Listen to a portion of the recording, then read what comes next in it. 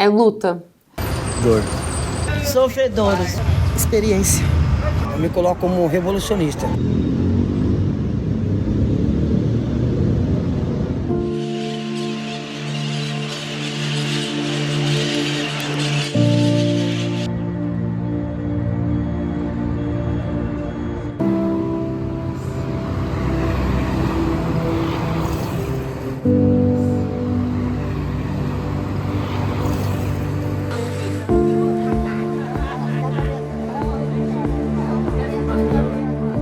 Bom, morador de rua é a pessoa que, por uma situação qualquer, tá, enfim, numa situação de desabrigo e normalmente desamparo. Como um conceito, eu acho que a gente pode abordar o morador de rua como um indivíduo que, na modernidade, ele tenta se sustentar por si próprio, a partir das suas próprias conjunturas, do seu esforço individual, das suas questões. Você tem dois grandes tipos de moradores de rua, aqueles de longa permanência, então que por situações de desestabilização social já estão morando na rua há muito tempo, e outras pessoas que estão numa situação de desabrigamento recente, normalmente pode ser por uma reintegração de posse ou algum conflito que tenha ensejado essa situação de desalojamento e aumento de vulnerabilidade. A gente pode enquadrar esse indivíduo também como uma questão social, né? Não necessariamente como um problema. A gente pode enquadrá-lo como alguém, né? Uma pessoa que, dadas as circunstâncias próprias da vida, optou, né, pela vida na rua para conseguir dar conta de suas próprias demandas. Traição. Tanto não foi nem ninguém que falou tudo, eu mesmo peguei. Então eu peguei da cidade onde eu morava em Taquaritinga. Vi a traição, foi várias ideias, peguei e resolvi como que eu tenho um laço com ela, como eu tenho um laço com a mãe do meu filho. Eu tenho um filho, pensei mesmo nele.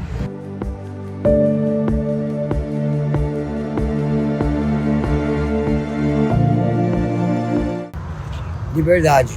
Corta um pouco da nossa privacidade.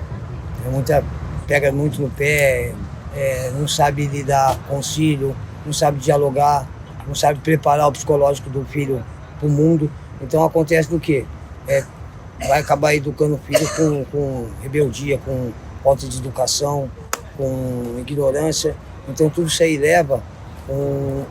gera uma revolta dentro de nós, a qual a gente começa a conhecer o submundo do mundo. Eles entendem a liberdade como uma defesa para aguentar as adversidades. Então provavelmente eles estavam em lares extremamente restritivos ou com rigidez em alguma questão. E na rua, é igual você mesmo abordou, a liberdade ela é muito mais ampla. Então, alguns estigmas que a pessoa trazia na casa, ele não precisa ter essa pressão quando ele está na situação de rua. Então ocorre também essa questão dessa liberdade, também é muito comum esse relato. A gente tem que pensar a sociedade a partir de um prisma do estigma, né? O morador de rua ele carrega um estigma social cada vez mais pejorativo, aonde, né, a sociedade desumaniza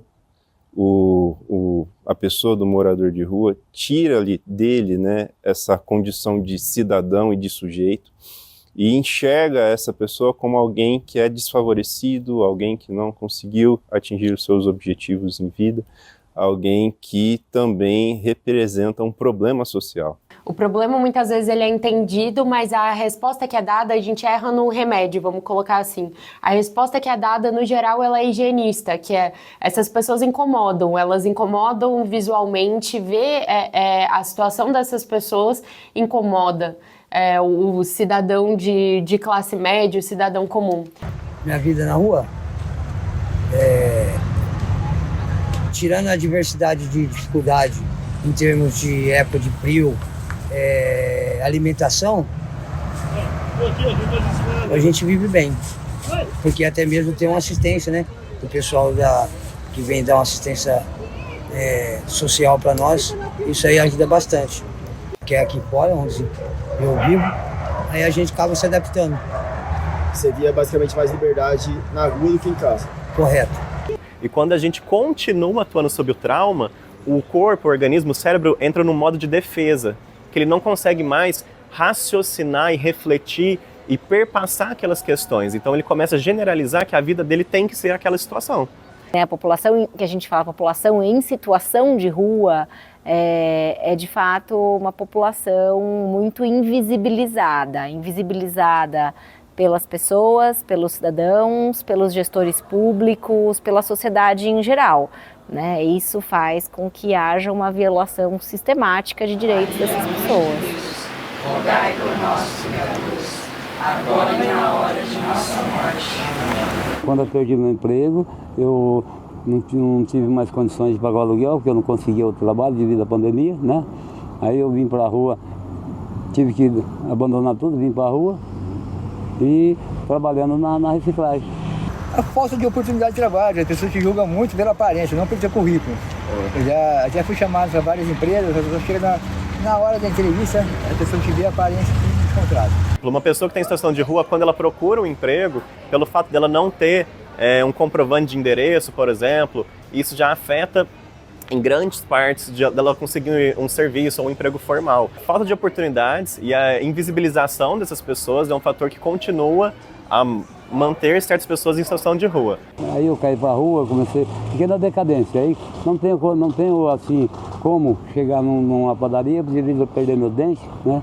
Eu não tenho nenhum dente na boca, como é que eu vou chegar para pedir emprego numa padaria, sendo que eu não tenho a minha carta de visita, que é o meu dente, né? E às vezes, quando eu estou falando, começa a babar, né? Então fica uma coisa bem deselegante. Então eu não consigo um trabalho por esse fato, né? Eu preciso de colocar meus dentes. Quando eu tinha minha vida antes, eu pagava o aluguel de um apartamento, eu tinha uma vida estável, né? Uma vida estável, tranquila. Então minha profissão é padeiro. Tem 20 anos na carteira de pago no INSS, pago 2 idiomas, tenho 2 passaportes, 16 anos na guria, 3 anos na direita, entendeu? Então é difícil. Aqui dentro tem um pediatra formado em medicina. O prefeito fez um vídeo, dentro desse vídeo ele passa abordando algumas pessoas em situação de rua e dizendo: você quer sair daqui? Então eu vou te dar uma oportunidade. E aí a gente descobriu que apenas um dos tantas pessoas que foram abordadas pelo prefeito dentro do vídeo foi de fato encaminhado para algum equipamento, porque não tinham vagas para atender essas pessoas. Grande parte dessas pessoas querem apenas serem ouvidas, elas não querem dinheiro ou outras questões, elas só querem serem ouvidas porque elas não são ouvidas por ninguém. E essa questão, esse estigma, ainda assim continua auxiliando para que essas pessoas continuem em situação de rua. A pessoa chega para conversar com você, se você der 30 segundos de atenção, você vai te ajudar muito. Sim. Não é só dinheiro, não. Dinheiro é bom, é necessário. Ajuda. Só que não é tudo, não. Uma palavra, um bom dia que você dá para uma pessoa, de morador de rua, uma boa tarde, uma boa noite. Olha, enche o coração dela. A senhora passou a pandemia aqui também. A pandemia eu passei aqui e eu tinha certeza com Deus que nunca eu iria pegar. Muitos deles aqui pegaram, mas nenhum chegou à morte. Muito sofrimento de eu chegar ali embaixo das árvores e eles mandam me chamar. Vai lá chamar a tia Diva, vai lá chamar a mãe Diva para vir nos ajudar. Eu ia e passei essa pandemia. Meu marido pegou, eu cuidei, não levei em médico e meu marido está vivo e são e salvo. A pandemia, primeiro, né, ela afetou a todos nós, né? Nós passamos por um processo de digitalização da vida, de aceleração dos processos da vida também, e nesse sentido ela criou uma nova forma, um rearranjo na forma como nós nos relacionamos conosco mesmo, com as tecnologias, enfim, com a economia, o mercado. E nesse sentido a pandemia ela criou um precedente interessante, né? Se as pessoas não têm condições mínimas de subsistência e suporte, elas podem ser desprezadas, elas podem ser excluídas, elas podem ter os seus direitos negados pela própria agência estatal. Desde a pandemia, 5 anos que eu estou na rua, né? Então, com os outros, a gente vem trabalhando na reciclagem, né?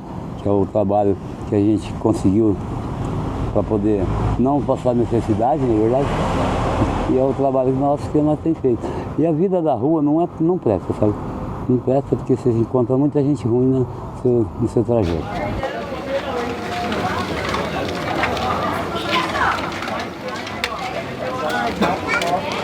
nós temos ajuda, primeiramente é de Deus, segundo é de todos os amigos aqui que estão aqui agora, nesse momento, viu? Porque se eu chegar no pai de vocês aí, eles vêm nos socorrer com a cesta básica, com a alimentação, viu? Essas boias, essas sopas que eles trazem aqui, é uma bênção que cai do céu, viu? Porque tem muitos deles aí que ficam 2 dias sem comer. Bom, o Instituto Simplesmente Amor ele já está ativo há 10 anos. Ele começou pequeno, né, em 2014 para 2015, e começou com 40 lanches que a gente entregava em poucos locais em Ribeirão. Só que com o tempo foi aumentando a demanda, foi aumentando o número de pessoas em situação de rua, e o Instituto, que era um negócio assim que não... pequeno, de amigos, aí precisamos abrir um CNPJ para receber algumas doações, e com o tempo foi crescendo, a população foi nos conhecendo, foi doando mais, a gente foi aumentando e hoje está em torno de 600 lanches toda semana que a gente pega essas pessoas em situação de rua. Olha, foi um negócio assim bem impactante para nós. Nas primeiras semanas que tudo parou e às vezes a gente saía na rua para algum local e o pessoal que já conhecia a gente na rua pedia para a gente voltar, e a gente tinha o medo de ir para a rua, os voluntários, né? Quem tiver seguro para ir para a rua, vamos para a rua. E a gente saiu para a rua e não tinha ninguém entregando, então a gente saía nessa época com 1000 lanches e entregava rapidinho. Com a pandemia? É, na pandemia. Foi tranquilo. Foi como meu cotidiano normal. Como diversos tipos de doenças que está aí à mercê da população, a pandemia veio para somar mais uma doença que veio. Só que um pouco mais avastadora, né? E entre ficar em rua com a pandemia, pra gente foi sofrido por questão do preconceito quando você vai pedir uma ajuda. As pessoas acham que a gente vai passar doenças, e eu sempre disse assim, gente, que absurdo, porque a tal da, como é que chama lá, Covid, ela não é uma doença que se pega cumprimentando apenas, é o ar, se você tiver que pegar, vai pegar. Então a gente sofria muito por questão de um alimento, uma doação, pararam de doar cobertores, essas coisas, as pessoas ficavam meio com medo, né, de tudo isso. A maioria já morreu, a maioria daqui que estava aqui já se foi. Em virtude da pandemia? É. Sim. Foi na tosse, aí minha amiga morreu nova. Aí um morreu novo, também minha amiga morreu nova. Sim. Depois eu vou. A maioria que estava aqui, depois foi. Sabia que era, não sabia. Sim. Quando ela começou a se passar mal, depois eu disse saber, ela já estava morrendo. A minha vida da época da pandemia eu evitava. Tipo, eu falava de usar máscara, certo?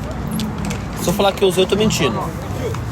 Mas sim, vamos falar, a hora de tossir, sempre tem aquela do braço. Lógico, a mão sempre lavar a mão, querendo ou não, ficar à distância do próximo, você tá entendendo? Então, quando teve essa época, então eu não ficava muito em comemoração. Pra mim, então, eu aprendi muito a vida estando aqui na rua, não. Em sociedade, o que a gente pode fazer é garantir o mínimo existencial. Ou seja, a gente não pode esperar que uma pessoa em situação de rua vá conseguir ter uma capacidade de raciocinar futuro, planejar metas e ter objetivo, se ela não tem o mínimo existencial garantido, que é um local para morar, um local para dormir, questão de alimentação e questão de higiene básica. Se a gente não tem esses 3 fatores principais, a gente não consegue subir nessas outras questões e trabalhar depois questões de saúde, questões de assistência social, e aí sim a gente consegue pegar essa pessoa e trabalhar questões como futuro e objetivos de vida. Então, em sociedade, a gente pode auxiliar ONGs que estão participando em relação a pessoas em situação de rua, a gente pode tirar esse senso comum de que os serviços como abrigo provisório, casa de passagem, centro pop são serviços ruins, e pelo contrário, são serviços bons, serviços efetivos. Todo serviço de proteção social especial de alta complexidade ou de média complexidade merece extremo respeito, que são equipes extremamente competentes que trazem resultados, sim, esses resultados são quantitativos e qualitativos.